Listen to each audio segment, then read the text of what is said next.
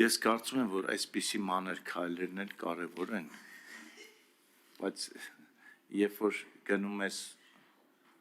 արտերկիր, դու քո աչքերում ակամա արդյունքներ են հայտնվում, եւ դա տխրության արդյունքներ են, որ Եվրոպան, որը մենք նայում ենք որպես առաջադիմության օրինակ, ինքը ամեն ինչ անում է իր տպագիր մամուլը պահպանելու համար, բայց ոչ, ամեն ինչ անում են, իսկ մենք ամեն ինչ անում ենք, որ կորցնենք տպագիր մամուլը,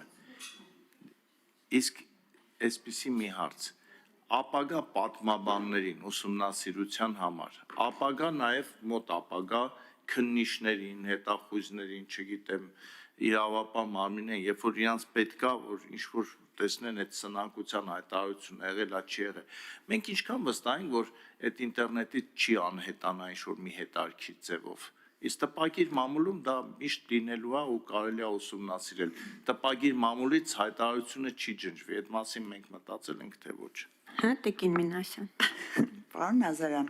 իրականում թղթային շատ էլ ցուցմունքներ, էլ հսկայածավալ արխիվներ ենք կորցրել, այդ դրա մասին չենք մտածում, այսինքն ընդհանրապես մեկը մյուսի հետ կապ չունի, էլի էլեկտրոնային թե տպագիր լինի կորցնելու մասով։ Ինչ վերաբերում է տպագիր մամուլին ուղղված առողջացմանը միտված քայլերը, դա այլ նախագծի մասին է։ Ես ձեր հետ կարող եմ նստենք, աշխատենք, հասկանանք ինչ անենք, որ մարդիկ թերթ կարդան։ Ընդհանրապես թերթ կարդալու մշակույթը պետք է զարգացնել կամ թղթային